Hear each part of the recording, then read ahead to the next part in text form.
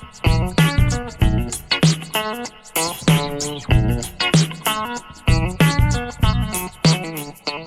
welcome to another video from livetradingfootball.com. It's a Serie B game on Tuesday evening between Perugia and Cesena, and I entered the trade in the second half when the pre-match favourites Perugia were leading 2-1.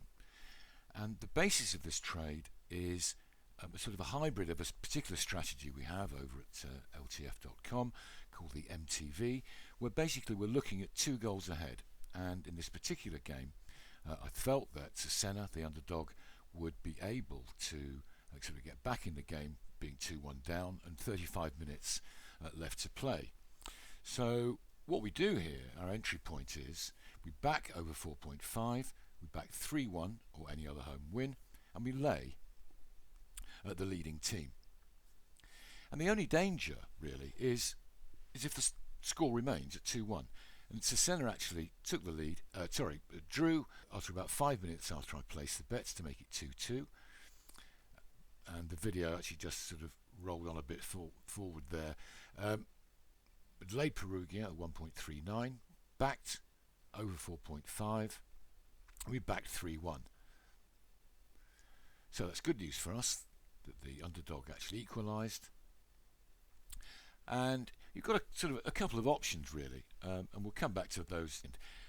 Just a quick glance at the sort of in-play stats here, or rather not the in-play stats, but the stats on the Serie B table, and you can see that Perugia here, 8th in the table, kind of doing okay, and they're playing Cesena, who are in the relegation zone, 2 from the bottom, and sort of their results, as you can see, are a bit patchy.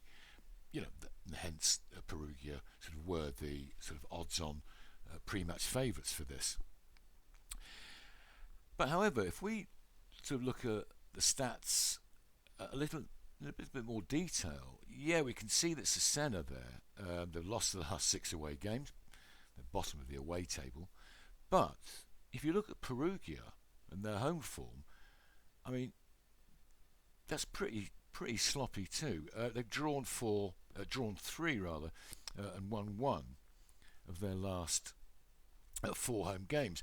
So they're no great shakes at home, and this sort of gave me an extra sort of incentive really to go for this particular kind of trade, where we feel that the underdog can get back into it. So yeah, so we laid, or rather cleared the red after the Cesena equaliser, so we had nothing on Perugia and £36 on the draw or Cesena. That's pretty good. And on the over 4.5, we're going to come back to that soon. But first of all, Cesena actually went and scored a 3rd goal, and that meant a simple sort of hedging for green of £34 on the match odds, whatever the result, Perugia, Cesena or the draw.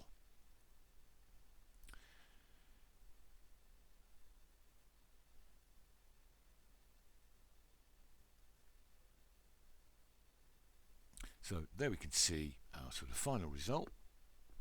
We won £32 on the match odds and £89 on the over 4.5, and we lost £12 on the correct score market, where we backed 3-1.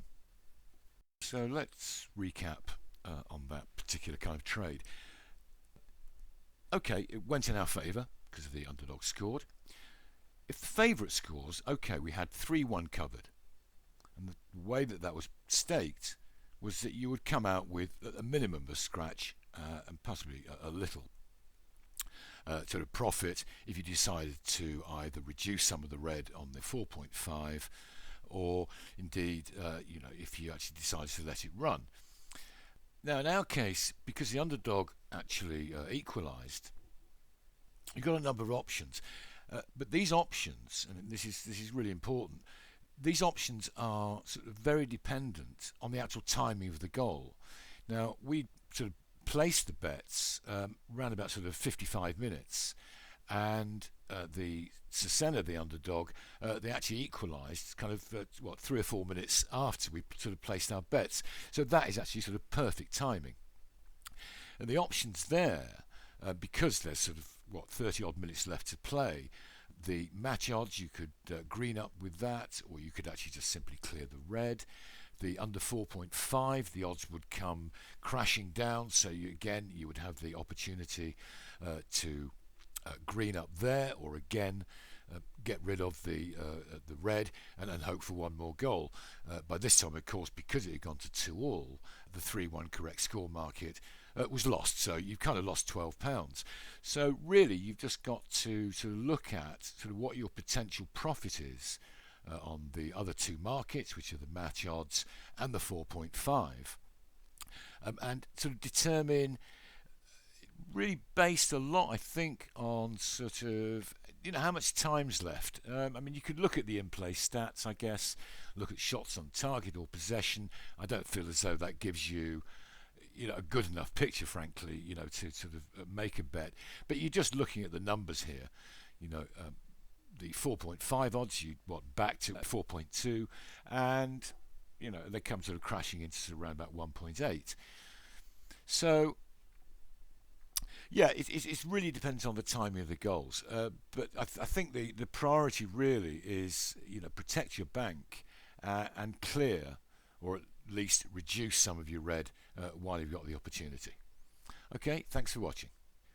And if you want to watch any more of these videos, then please click the subscribe button below.